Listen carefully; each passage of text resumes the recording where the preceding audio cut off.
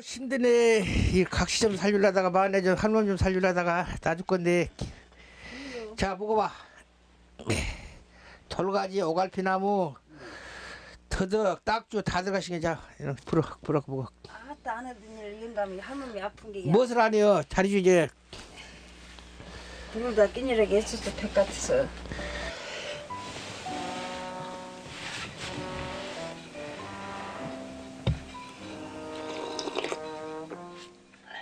추운 날 고생한 것이 더 고마운 아내. 마음만큼은 벌써 다 나은 것 같다. 네, 향 좋네. 다음 날 아침. 유난히 집이 조용하다 싶더니 복림댁이 누워버렸다. 추운 날 무를 캐느라 고생한 것이 아무래도 탈이 난 모양이다. 평소 6시면 일어나서 일을 하던 아내가 꼼짝도 못하고 누워있으니 누구보다 걱정되는 건 남편. 어제 도와주지 않은 것이 내내 마음에 걸리는 것이다. 아고 되네. 이미 날씨는 춥고. 아이고. 나오지 마. 가만히 있어. 아니 손대도록 아니에요 아파도. 어저께 무시밭에 좀 그거 좀 갖다 가지고 약 올랐어? 그래 감기 왔어? 아이고 튀기도 싫어 이 영감탱이 소리. 풀 때야지 또. 아내의 얼음장 같은 반응에 남편이 얼른 자리를 피하는데 평소 같으면 화를 냈겠지만 오늘은 아랫목이 더 뜨뜻해지도록 군부를 지핀다. 이렇게라도 해야 마음이 편할 것 같아서다. 그래 남자는 많이 하지. 같이 다니면 서고 반면에 다니고 놀 수 없어. 밥이 줄라 들어와서 같이 하고 밥이 줄라 못 들라. 이게 노래가 많이 하지. 진짜 힘든 일은 덜어도.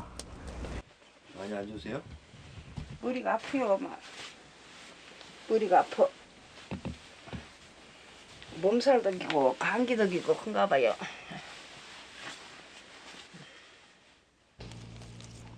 아궁이에 장작을 잔뜩 넣고 남편이 집 근처 비닐하우스로 향한다. 이곳은 부부가 직접 수확한 작물들을 보관하기 위한 창고인데 이곳에서도 남편이 챙기는 건 따로 있다. 이것이 돌가지. 요것이 감기운도 좋고 테리 먹으면 이래가 좋아. 잘 먹으면 인삼만큼 약효가 좋다는 도라지.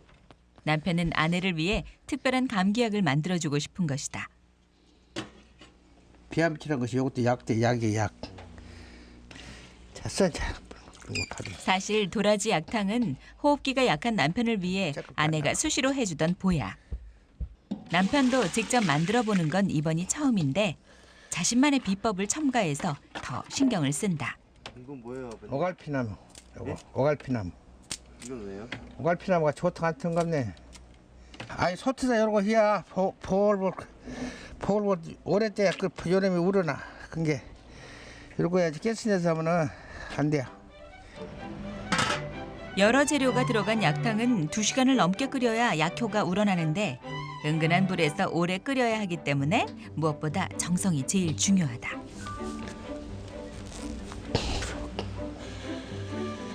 약탕이 끓을 동안 다시 부엌으로 들어온 남편. 아침 내내 아무것도 먹지 못한 아내를 위해 죽을 끓이기 위해서다. 사실 남편은 결혼 전 외지를 떠돌면서 오랫동안 자주 생활을 했는데 오랜만에 아내를 위해 실력 발휘에 나선 것이다.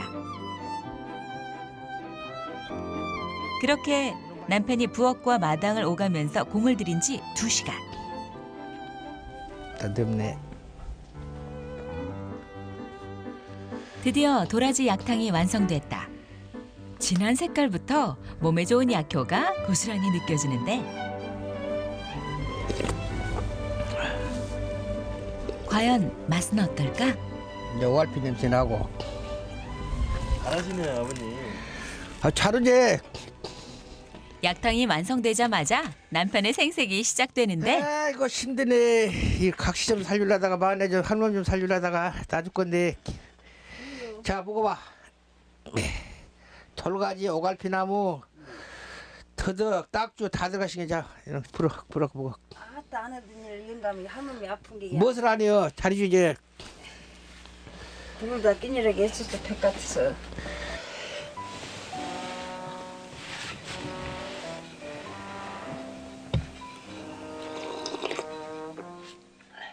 추운 날 고생한 것이 더 고마운 아내. 마음만큼은 벌써 다 나은 것 같다. 네, 향 좋네. 그 사이 죽도 완성됐다. 별다른 재료 없이 쌀만 푹 퍼지게 끓인 흰죽인데 기운을 차리는 데는 이만한 것이 없다. 자, 빨리 이나 자.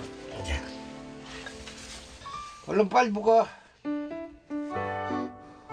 남편의 마음을 아는지 복림댁도 맛있게 먹는다. 괜찮냐? 쪼가 씹을지? 괜찮아. 이제 삐지지 마이. 요거 다 하신 게. 이렇게 쭉쭉 쏠린다 삐치 안 삐치더라고. 야 삐칠 있으면 또 삐쳐야지. 영감이 잘해야지. 아내가 죽을 다 먹을 때까지 곁을 지키는 남편. 미안함도 고마움도 굳이 말을 하지 않아도 서로 잘 알고 있다.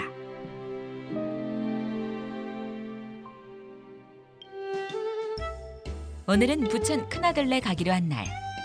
화순에서 부천까지 버스를 2번이나 갈아타야 하기 때문에 새벽부터 서두른다.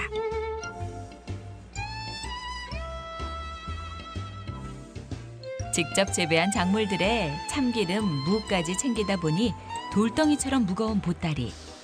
너무 무거워서 남편의 불만이 컸지만 복림댁의 고집을 꺾진 못했다.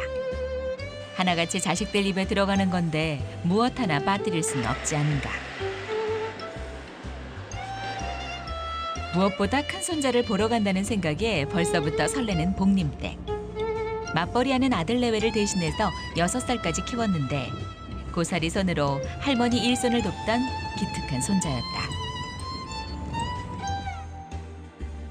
손자를 만나는 김에 아들네서 며칠 지낼 요량으로 먼 길을 자청한 부부.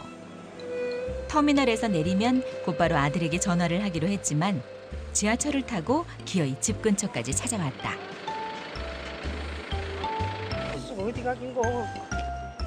식당을 하면서 고생하는 큰아들에게 조금이라도 부담을 주고 싶지 않아서다. 부천, 송내, 교회라는 게 이거 금방 나오네.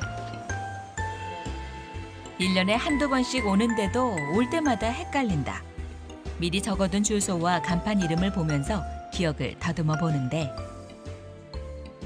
송내, 동, 7번지. 그렇게 20분을 더 헤매고 나서야 찾은 아들네 집. 거의 다 도착해서야 아들에게 전화를 건다. 니네 왔다 내려왔다 짐 갖고 가기 오니라. 예. 전화를 받자마자 얼른 달려나온 아들. 안녕하세요. 갈때 또 갖다 주십시오. 손자도 할머니를 마중 나왔다. 왔는가? 아가, 어메, 내 아저씨. 어디 보세요, 어디. 어메, 미친놈. 어메가 고생있는가, 아가. 어디 보자, 어찌 고생있냐. 아이고, 내 새끼가. 왜 가가지. 어메, 거기 안 갔더니 좋네. 어메. 보고만 있어도 흐뭇한 손자다. 일찍 왔다가, 한이 하나 보려고.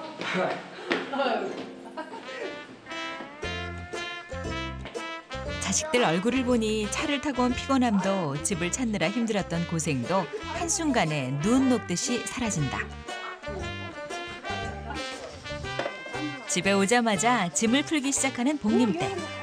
가방에선 나물이나 잡곡들이 끝도 없이 나온다. 또 되겠네 이제. 이걸로 그냥 털 지내면 되겠네. 어머니 아까 갖고 있었어요? 응. 집에 있는 걸 다 가져서 집에 거 아마 다 들여갖고 와요. 하고 손주들 그놈들하고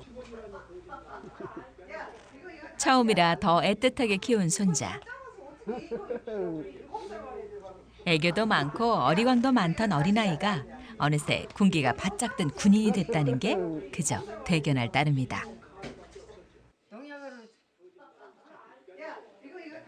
오랜만에 오신 부모님을 위해 며느리가 한 상 가득 음식을 준비했는데 부모님이 좋아하시는 오리탕이다. 많이 잡수세요 아버님. 잡사도 한 번. 맞죠? 하나니까 먼저 죽어. 그럼 잡사해놔. 하지만 손자를 챙기느라 정신이 없는 부부. 덕분에 손자는 입만 바쁘다. 손자가 배불리 먹는 걸 보고 나서야 부부도 식사를 시작하는데 가족이 함께 있으니 더 풍성한 밥상이다. 아가 연아 하나 더 잡사라. 잡숴서. 한 그릇 많이 잡수면 안 돼. 그래도. 배가 부르지만 손자도 할머니의 마음을 얼른 받아먹는다. 아들이 줬어, 손자가 줬어, 어머니는. 어? 그래도 아들 있으니 우리 손주가 있지. 아들이 첫째는 거시기지. 아들 손자와 함께 있으니 더할 나위 없이 행복한 순간이다.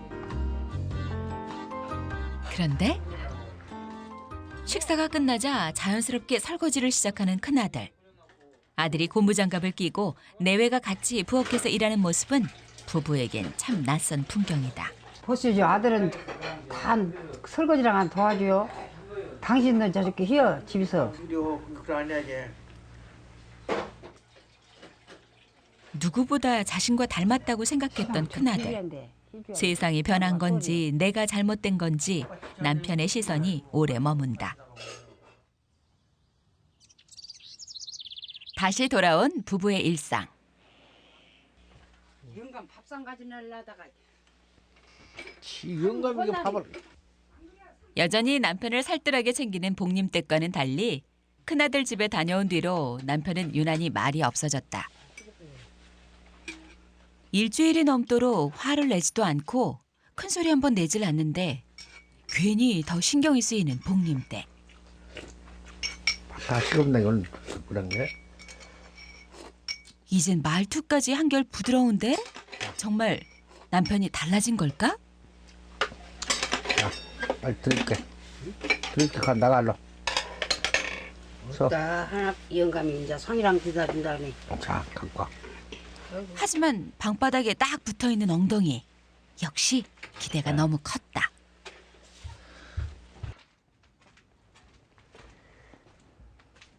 사실 아내에겐 다정하게 말 한 번 건넨 적 없지만 남편은 평생 한눈 한 번 팔지 않고 열심히 일만 하며 살았다. 어우, 장수가 엄청 많네요. 예? 왜 이렇게 인기가 있어 못 타서 뭐냐부터. 이제 늙으면 나무 못 온다고. 하나밖에 없고만 해서 책임다. 남편과 함께 있으면 마냥 든든한 아내. 전에는 다 나무에서 뗀 게 나무꾼이요. 말하자면 전에 산 사람들은 나무꾼. 어머님은? 나는 나무꾼 각시. 할 수 없어. 나무꾼 각시라.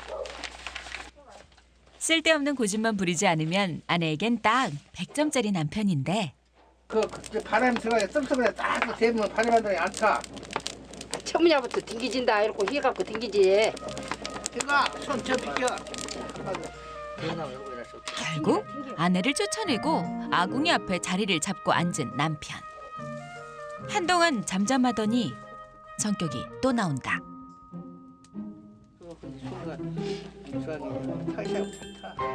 가만히 지켜본 복림댁. 네가 뭐 묻었구만요. 이런 네가 보다요. 안 그래 묻었어요. 그럼 그럼 닦아줘야지.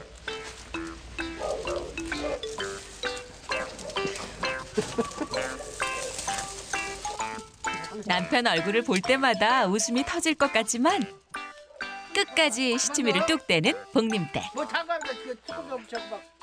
이렇게 남편을 골탕 먹이는 재미에 지겨운 잔소리도 견딜만하다. 이거 손저 비켜. 자, 걷고 놔둔 우리 안 들어가잖아요. 봐봐 밑에 계란인 게요. 밑에가 공개 들어가야지. 됐어. 금방 안 들어가. 기운이 이제 좀 있어야 들어가지. 참 뭉치게 부드럽네.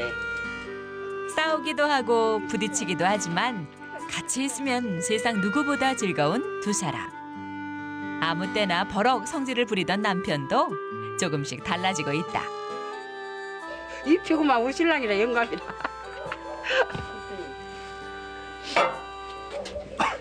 많이 침났네.